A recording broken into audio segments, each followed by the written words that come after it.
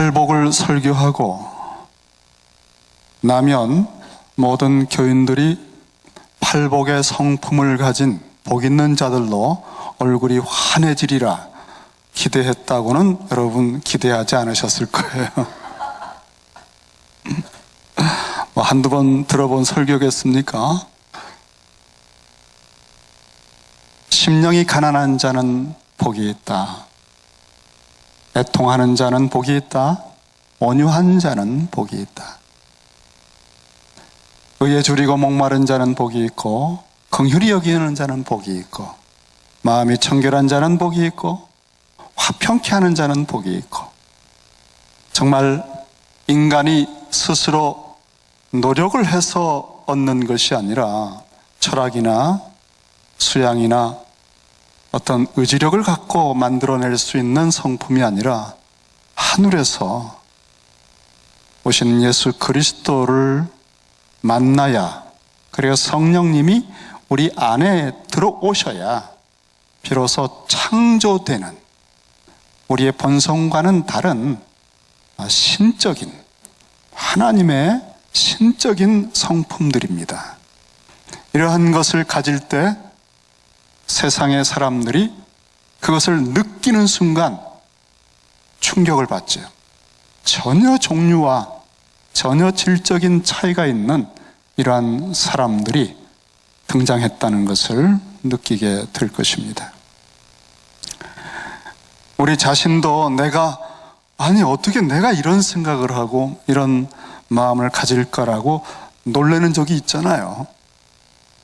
다른 사람 놀라기 전에 사실 내가 먼저 놀라야 되는데, 그렇죠? 이렇게 좋은 마음으로 긍휼과 사랑을 가지고 화평케 하고자 하면 환영을 받고 인정을 받을 줄 알았느냐? 그렇지 않다. 세상은 너희와 세계관이 다르고 정말 심각한 부패와 본성적인 자기중심적인 아성들로 똘똘 뭉쳐 있다. 그래서 준비해라. 이러한 팔복의 성품을 가지고 살아가는 하나님 나라 백성들은 먼저 박해를 받을 수 있다는 사실을 알아라 그랬었어. 우리가 이 세상을 대하는 첫 번째 반응, 세상으로부터 받는 첫 번째 반응은 좋은 것은 아닙니다. 박해를 받을 수 있다고 하셨습니다. 그런데 그 박해를 받으면서 오히려 기뻐하라 그러셨죠. 왜냐하면 하늘에서 상이 큼이라. 상이 크다는 말을 여기 처음 하셨어요. 크다는 걸. 그만큼 격려가 필요한 상황인 겁니다. 사실 여러분 맞는 얘기예요. 우리가 좋게 사랑하고 기도해드리고 또 남모르게 손을 뻗어서 도와드리고 했건만 돌아오는 반응들은 정말 배신감도 있고 실망과 또 분노가 막 치밀 때도 있고 억울하기도 하고 오해를 받기도 할 때가 있습니다. 그런데 그것을 어떻게 견딜 수 있을까요? 경험을 해보니까 대부분 하늘에 계신 하나님께서 보신다, 아신다, 갚아주신다, 완전히 다 파악하셨다 라고 하는 것을 생각할 때만 견딜 수 있더라고요. 하늘에서 너희 상이 큼이라. 이것은 거의 절대적인 우리가 이 땅을 살아가면서 버틸 수 있는, 그리고 팔복의 성품을 지탱하고 유지할 수 있는 거의 유일한 힘이 아닌가 생각합니다. 하나님 앞에 살아가는 모습이죠. 그런데 여러분 이렇게 어려운 상황만 있는 거 아니에요. 오늘 주님이 두 번째로 세상이 팔복의 삶을 사는 사람들에게 대하는 두 번째 반응이 있는데 좀 괜찮아요. 그것은 소금과 빛, 영향력을 끼칠 수 있다는 것입니다. 사람들이 오해하고 박해할 수도 있지만 이 팔복의 성품을 가지고 그리스도 안에서 살아갈 때 굉장히 깊은 차원의 변화를 일으킬 수 있다는 거예요. 소금의 영향력, 빛의 영향력, 문화와 사상과 인간의 공동체에 어떤 변화들이 일어날 수 있게 하는 여지가 그리스도인들을 통해 나타난다. 이것도 있다는 거예요. 여러분, 우리가 그래서 오늘 이걸 잘 한번 들어야 되겠습니다. 주님은 말씀을 전할 때 4종류의 밭이 있다면 3종류의 밭이 거절을 했습니다. 길가와 같이 정말 말도 안 되는 소리 하지 말라고 귀를 막고 듣지 않는 사람들도 있었고, 기쁘게 듣는 것 같았으나 잠시 예수 때문에 어려움이 오면 즉각 믿음을 초래해버리는 그런 분들도 있고, 너무너무 바빠가지고 분주하여 가시덤불들이 너무 많아요. 그래서 말씀을 듣기는 하는데 열매가 되는 경우가 없어요. 피상적이죠. 야, 정말 박해도 있고 오해도 받고, 이거 정말 예수 믿는 삶이 이런 건가? 그런데 여러분, 주님이 4가지 종류에서 1가지 종류의 밭이 있다는 것을 알려주셨어요. 그것은 옥토입니다. 하나님의 말씀을 전하고 주님의 삶을 보여주었더니 그 사람은 그걸 온전히 받아들이면서 30배, 60배, 100배로 인생이 뒤집힐 만큼 굉장한 변화를 나타냅니다. 와, 이게 바로 그리스도인의 삶이 소금이 되고 빛이 될 수 있다는 표적들입니다. 여러분, 포기하지 마세요. 절대 예수 믿는 삶을 포기하면 안 됩니다. 절망하지 마세요. 낙심하지 마세요. 맺히는 열매가 있습니다. 그리고 상이 있습니다. 너희는 세상의 소금이니 너희는 세상의 빛이라. 너무나 많이 들어서 여러분 다 아시잖아요.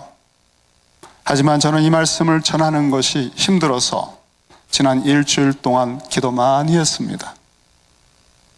세상의 소금과 세상의 빛으로 살라 하는 말이 이제 얼마나 여러분에게 부담이 되겠습니까? 막 스트레스가 오잖아요. 제가 이 산상설교의 본론에 들어가려고 하는데요, 저부터 스트레스가 오는 거예요. 이 말씀을 설교하면 그렇게 살아야 되는데, 저부터 세상의 소금이고 세상의 빛이 돼야 되는데, 와, 저부터 힘들어요. 야, 우리 교인들 얼마나 힘드실까. 피곤하고 지치고 와서 또 이렇게 하시오. 정말 팔복이 몸에 배기도 전에, 가슴 속에서 샘처럼 솟기도 전에 팔복의 힘이, 성품이 변화돼서 기꺼이 할 수 있는 아직 그 역량이 안 됐는데 막 또 계명이 쏟아지듯이 여러분을 푸시하면 너무 힘들어요. 지난 일주일 동안 제가 기도 많이 했습니다. 주님, 산상설교 본론 들어가기 전에 다른 말씀을 제가 좀 몇 달 하면 안 되겠습니까? 그리고는 좀 괜찮은 적절한 말씀들을 뽑아놓고, 주님, 이 말씀 전하면 안 되겠습니까? 잘 준비해서 전하겠습니다. 이 본론은 조금 보류했다가 전할게요. 와, 일주일 동안 기도했어요. 길을 가며 기도하고 앉으나 서나 기도하고. 주님, 우리 교인들 얼마나 힘드는지 아시죠? 그리고 사실은 제가 힘들거든요. 살려주세요. 다른 말씀 좀 할 수 있을까요? 그리고 아무리 기도해도 응답을 안 하시네. 와, 정말 미치는 건 아니지만 너무 힘들더라고요. 그런데 결국은 결론이 뭐냐면 산상설교로 돌아왔어요. 자, 여러분, 할 수 없습니다. 우리 어렵지만 좁은 길을 가십시다. 그런데 이 말씀을 묵상하면서 주님의 위로를 받고 여러분에게도 소망이 있다는 사실을 알아서 오늘 감히 말씀을 전하게 됐어요. 너희는 세상의 소금이다. 너희는 세상의 빛이다. 라고 하는 이 말씀을 오늘 처음 전하고 다음 주에 본격적인 자세한 내용을 같이 나누려고 합니다. 오늘은 이 말씀은 우리를 푸시하고 우리에게 무거운 짐이 아니라 우리에게 소망을 주는 말씀이다 하는 것을 전하려고 합니다.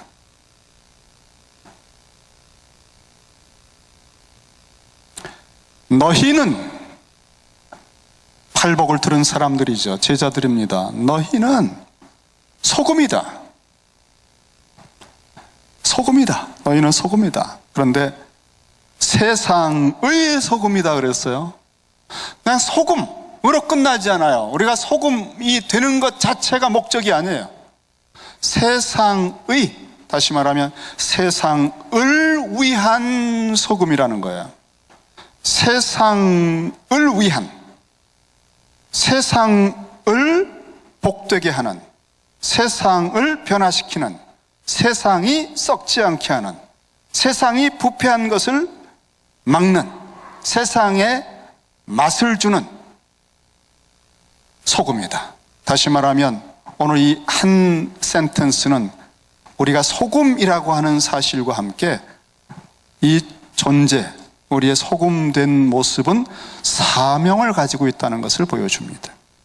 목적이 있는 거예요. 우리가 그리스도인이라고 하는 것은 목적 있는 삶이다, 사명을 받은 삶이다 하는 것을 이 말씀이 담고 있습니다.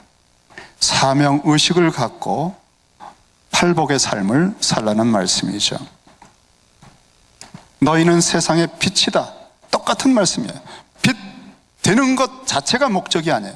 그 빛을 세상에 비추기 위해서 우리는 그리스도인으로 이 땅에 있는 것입니다. 그런데 다시 한번 보세요. 너희는 세상의 소금이다. 너희는 세상의 빛이다. 세상이란 단어가 사실은 정확하게는 헬라어가 땅이란 단어예요. 땅. 게이란 단어예요. 땅. 그런데 너희는 세상의 빛이다 할 때는 그 헬라어가 달라요. 코스모스예요. 세계, 세상. 소금은 땅에 뿌리니까, 빛은 이 전체에 비추니까 의미는 똑같아요. 세상의 소금, 세상의 빛입니다.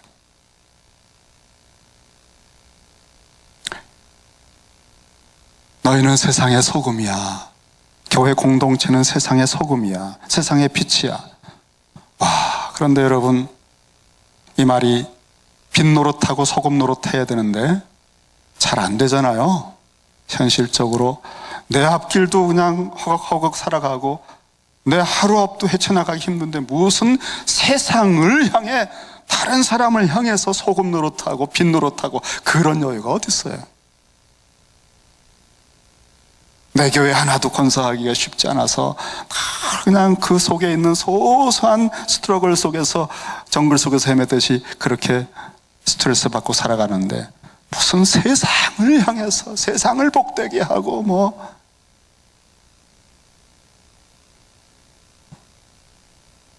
너무 무거운 말씀이고요. 너무 헤비한 말씀이에요.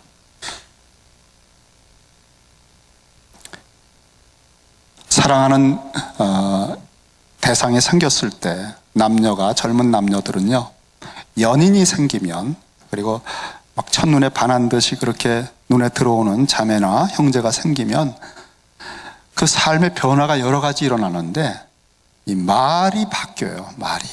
표현력도 바뀌고요. 아주 무뚝뚝한 남성들도요, 사랑에 빠지면 거의 시인이 됩니다. 자기도 모르게 시를 막 쓰는 거예요. 그래서 사랑하는 여성에게 남자들이 이렇게 말할 때가 있잖아요. 다른 사람은 뭐 별로 이렇게 뭐 예쁘다 그런 얘기 안 하고 뭐 본인 자신도 거울 볼 때마다 낙심하는데 이 사랑에 빠진 남자의 눈에는 너무너무 예쁘고 아름다운 거예요. 그래서 이렇게 말할 때가 있잖아요. 와, 자매님, 아무개 씨, 뭐 이름을 들겠습니다. 네, 뭐 수정 씨, 뭐 일단 와, 수정 씨는 마치 장미꽃 같아요. 새빨간 붉은 장미꽃 같아요. 수정 씨는.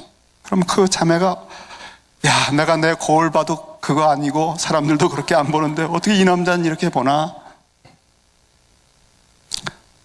빨간 장미 같아요.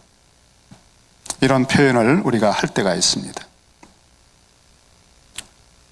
as if, like, 뭐뭐과 같다, 마치 뭐뭐과 같다, 이런 것을 우리는 직유법이라고 그래요. 직유법.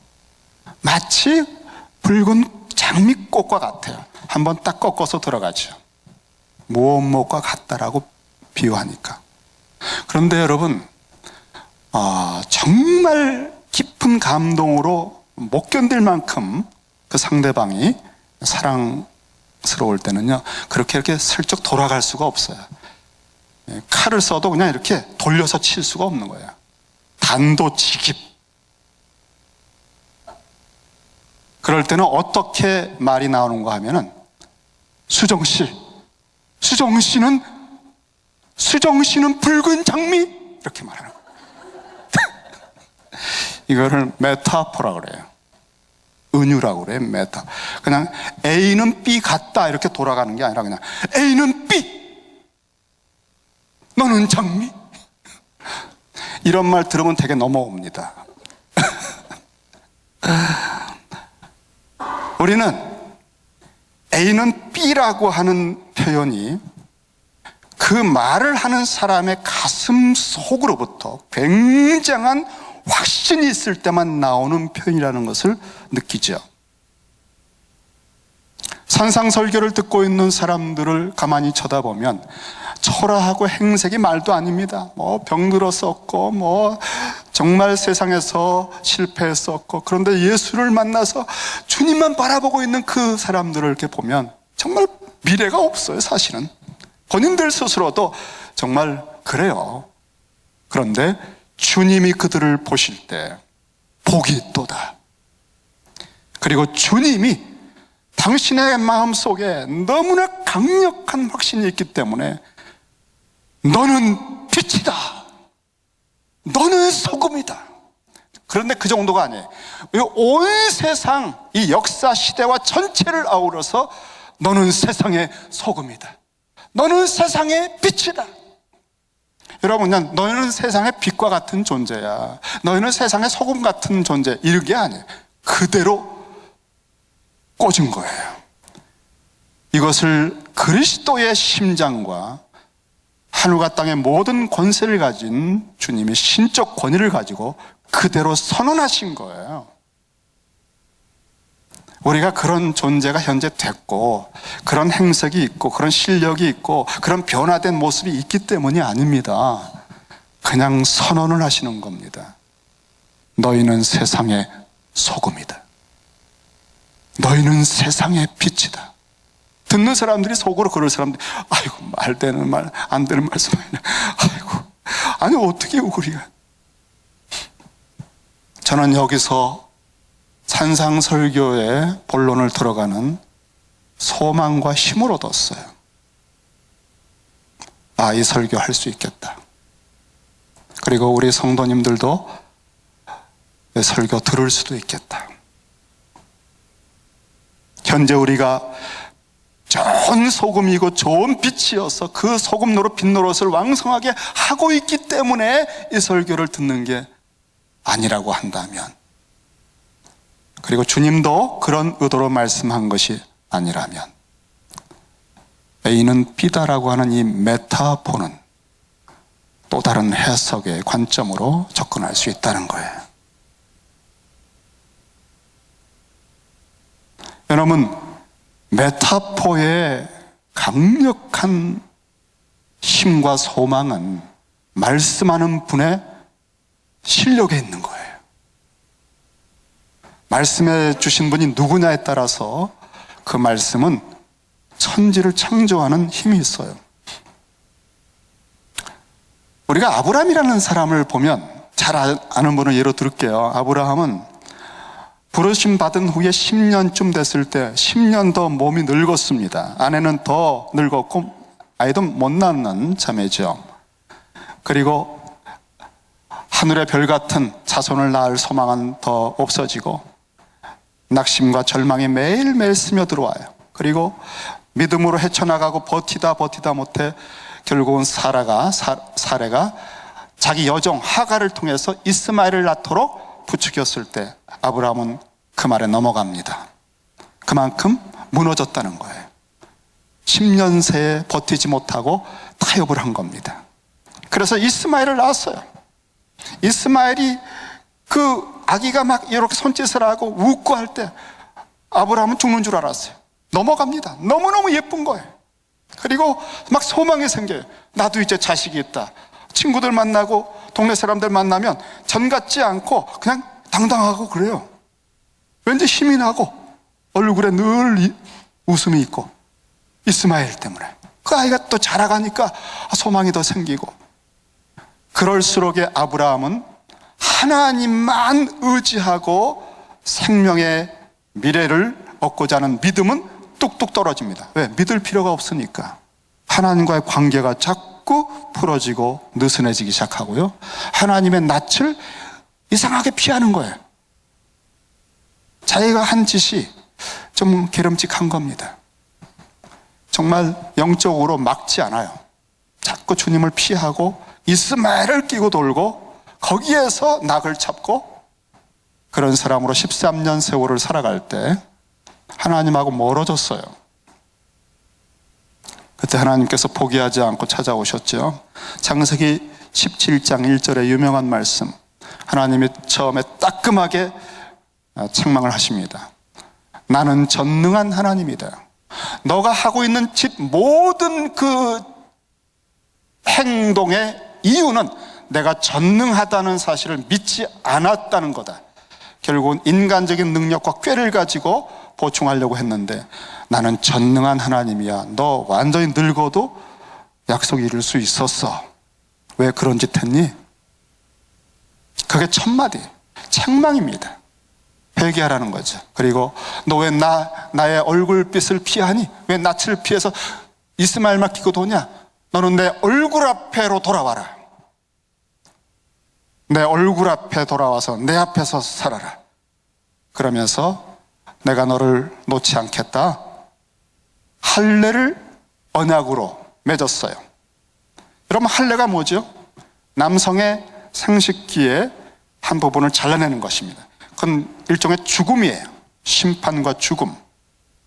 그건 왜 그랬습니까, 여러분? 그 생식기를 가지고 아직 젊을 때의 젊은 여성을 통해서 아이를 낳고자 한 인간적인 짓을 한 겁니다. 그 이스마엘 내어 보내야 되거든요. 나중에 회개하기가 힘들어요. 너무 정들어서.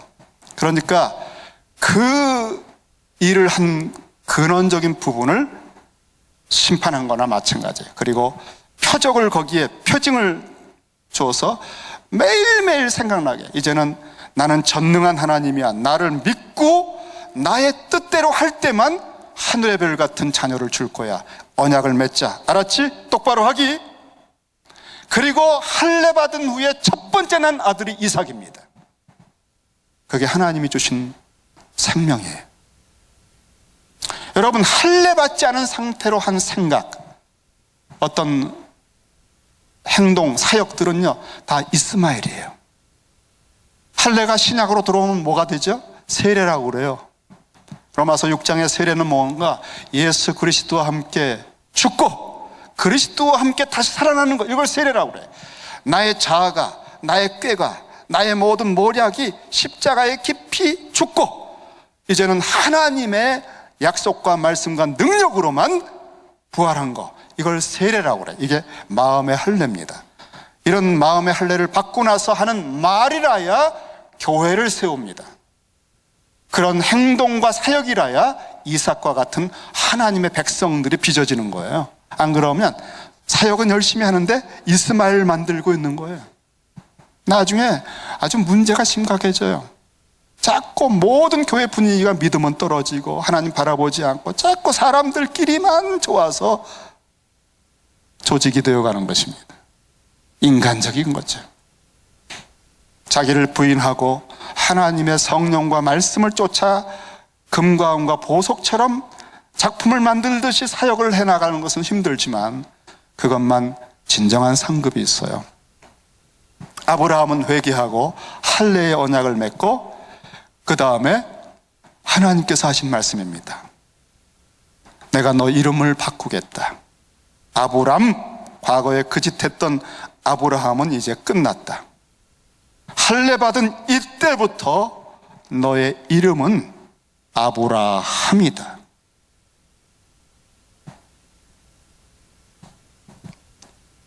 너는 누구다. A는 B다. 이걸 제가 메타포라고 그랬죠. 아브라함아, 너는 이제부터 아브라함이다. 아브라함이 되었으면 좋겠다. 아브라함 같이 이런 이름처럼 살면 이런 게 아니에요. 그냥 선언하시는 거예요. 이제부터 너는 아브라함이다. 창세기 17장 5절에 이제후로는 내 이름을 아브람이라 하지 아니하고 아브라함이라 하리니. 자, 하나님이 우리에게 너는 세상의 소금이야, 너는 세상의 빛이다 라고 메타포로 선언하신 의미는 무언가 하면은, 현재 내가 그 상태가 있고 그런 깊은 성숙이 있고 그런 자질이 충만하기 때문이 아니에요. 지금 너는 이제 아브라함이라고 하는 선포를 딱 받았음에도 불구하고 아브라함은 쫄쫄이 늙어버린 거의 100세가 된 노인에 불과합니다. 그의 아내 사레는 여전히 90세가 돼서 태가 말라버린 그런 쪼그랑 여인이에요. 그 말씀이 선언됐다고 해서 뭐 속에 능력이 막 생기고 그런 거 아니에요. 너희는 세상의 소금이다라고 하는 메타포를 듣는 순간 소금이 확 되는 게 아니에요. 이것은 절망이 아니라 바로 소망이라는 것입니다. 나는 그런 자격이 없는데 내가 어떻게 소금 노릇을 해? 짓밟힐 거야. 한국도 마찬가지야. 소금의 맛을 잃어서 다 개독교가 됐잖아. 나 때문에 교회 영광을 가릴지 몰라. 그런 말씀이 아니라 하나님이 선언해 주신 그 말씀을 나는 아무 자격도 없고 오히려 하나님이 하시는 구원의 역사의 흐름을 가로막아서 이스마엘 끼고 낄낄거리는 인간으로 전락했지만, 하나님께서 새로운 메타포를, 너는 아브라함이다. 그럼 어떻게 제가 아브라함이 돼요? 내가 노력해서요? 그 나이 많은 사람이 어떻게 뭐 노력해서 돼요? 이 메타포의 비밀은 우리가 죽었을 때만 이루어져요. 이제후로 너는 내 이름은 아브라함이라 하신 다음에 그 다음 말씀이 뭔지 아세요? 어떻게 내가 이 메타포를 너한테 줬는지 알아? 이는 내가 너를 여러 민족의 아버지로 만들 것이기 때문에. 창조입니다. 창조. 전능하신 하나님이 아무런 그런 빛됨과 소금됨의 자질도 인격도 없는 우리를 그렇게 만들어 가시는 거예요. 중요한 교리예요. 허물과 죄로 죽은 인생들을, 아무런 존재 가치가 없고 사회적 가치도 없는 인생들을 주님이 부르신 그들을 그리스도 안에서 우리의 의가 티끌도 없는데 당신의 아들 완전하신 그리스도의 의를 통해서 십자가에서 죄의 책임을 대신 저주를 받고 죽게 하시고 그 책임을 다 제거하시고 깨끗해졌으나 의가 없는 죄인들에게 그리스도의 완벽한 의의 옷을 입혀주신 다음에 너는 의롭다, 완벽하게 의롭다라고 선언하시는 칭의. 여전히 내 속에 칭의를, 의롭다는 선언을 받았음에도 내 속에 메뚜기 근성이 드글드글 거리는데도 하나님은 너는 그리스도 안에서 의롭도다. 이것은 절망이 아니라 이제부터 하나님이 그 의로운 옷을 입고 하나님 보시기에 의롭다고 하신 그 칭의에 합당한 사람을 창조해 나가실 거라고 하는 약속과 선언이에요. 너희는 세상의 소금이다. 이 말씀은 여러분들에 대한 약속입니다. 그래서 산상설교를 제가 다시 할 수 있게 됐어요.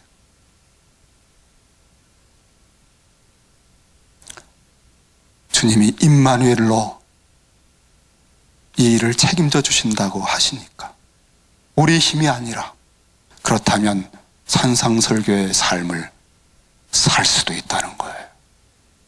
그리고 그 삶을 살아가는데 어느 날 나도 모르게 사람들이 나를 통해 이 소금의 맛을, 그리고 이 빛을 보게 되는 거예요. 다만 방향만 꺾지 마세요. 나는 부족하고, 나는 무력하고, 나는 아무것도 할 수 없는 그런 인생이지만 너는 세상의 소금이다, 너는 아브라함이다 라고 하신 전능자의 능력과 약속의 신실함을 믿고 믿음을 놓지만 마세요. 그리고 내가 또 실패하고 또 낙심해도 거꾸로 돌아가지만 마세요. 그러면 주님이 합력하여 선으로 다시 일으켜 세우시고 당신이 선포하신 그 사람을 만들어 주실 겁니다.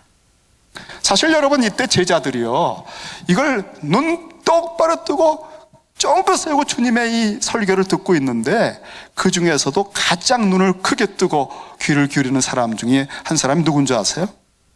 아마 저는 생각할 때 베드로였을 것 같아요. 이 사람은 다른 사람보다 한 켠 앞으로 나가서 다 주님 늘 이렇게 주목을 받기를 원하고, 자기가 뭐 대표성의 어떤 자리에 이렇게 지적을 받기를 원하는, 그래서 항상 이렇게 사인을 주님께 주고 하는 그런 사람. 정말 이 메시지를 들으면서 나는 세상의 소금이다, 나는 세상의 빛이야, 그냥 얼마나 자부심이 생겼고 또 으쓱해지고, 그리고 주님을 그리스도십니다, 주님은 하나님의 아들이십니다 고백할 때, 칭찬받을 때 또 얼마나 우쭐했어요. 누가 크냐 할 때 자기가 가장 큰 사람으로 여겼어요. 근데 주님이 경고를 하셨죠. 시몬아, 시몬아. 누가복음에 보면은 정말 주님의 말씀이 간곡하셔요. 시몬아, 시몬아.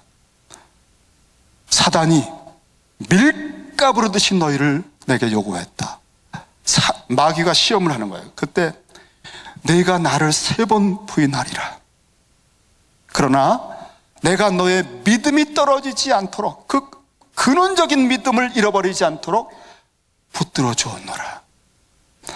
그래서 그 회개하고 나서 그 무너지는 연약한 사람들을 붙들어 주거라, 그렇게 미리 말씀하셨어요. 그때 이 시몬이 그 얘기를 듣고요, 절대 저는 그런 일 없습니다, 절대 부인하지 않습니다 그랬어요. 드디어 주님이 십자가에 길로 가실 때에, 신문을 받으실 때 멀찍이 따라가다가 드디어 3번을 부인하고 주님이 말씀하신 것처럼 닭울음 소리가 들리는 것을 통해서 통곡했다고 그랬잖아요. 근데 여러분, 그 장면이 누가복음 22장 61절에 보면 3번을 부인하고 닭이 울더라 그랬거든요. 근데 닭이 울고 딱 생각났잖아요. 자기가 3번 부인하고. 그 순간이 중요한 순간이에요. 절망하는 순간이에요. 나 같은 것이, 나는 어쩔 수 없구나 그랬는데, 그 순간에 주님이 신문을 받으시는 그곳에서 딱 돌아보셨어요. 눈이 딱 마주쳤어요, 베드로하고. 주께서 돌이켜 베드로를 보시니, 주님이 딱 이렇게 보고 계시는데 딱 마주쳤는데요, 주님이 눈으로 뭐라고 말씀하셨을까요? 베드로에게 딱 째려보면서, 이놈아, 이거사, 네가 인간이냐? 네가 그렇게 큰 소리 치더니, 아이고 내가 정말, 그런 눈빛이 아니라 보시면서 그래서 말씀하셨을 거예요. 시몬아, 나는 너를, 네가 여기까지 무너지고 나를 부인하고 절망하는 그런 부패한 그런 사람인 줄까지 알았다. 나는 너를 거기까지 알고 있었어. 그러나 그런 줄 알면서도 나는 너의 믿음이 떨어지지 않기를 지금도 기도하고 있어. 시몬아, 다시 일어서면 너처럼 무수하게 나를 부인하고 위협과 유혹 앞에서 나를 떠나가는 사람들의 무너지는 것을 붙들어 주길 바란다. 이게 사도행전이에요. 사도행전의 역사, 교회. 그 눈빛을 딱 거두고 돌아와서 끌려가실 때 이 시몬이 밖에 나가서 통곡을 한 겁니다.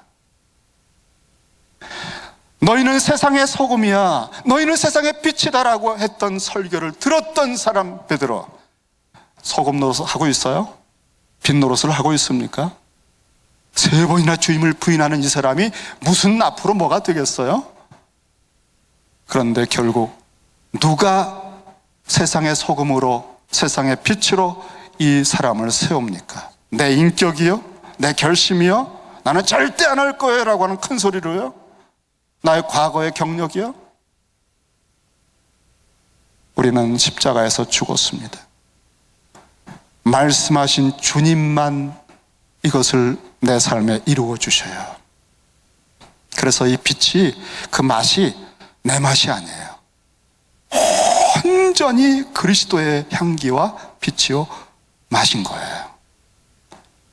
우리는 우리 자신의 인격이나 우리의 본성을 가지고 티끌도 선을 일으킬 수 없다는 전적인 부패된 인생인 것을 자각할 때 십자가에 죽고 다시 사는 길밖에 소망이 없다는 것을 알고 그 사람만 세상의 소금과 빛이 되어가게 만들어주시는 것입니다. 그러므로 우리는 소망이 있습니다. 산상설교를 어떻게 살아? 여러분의 힘으로 사는 거 아니에요? 교회는 그래서 이 교회 머리 대신 주님 안에서 여러분의 앞으로의 남은 생애는 너무너무 복되고 기대가 되는 것입니다. 기도하십시다.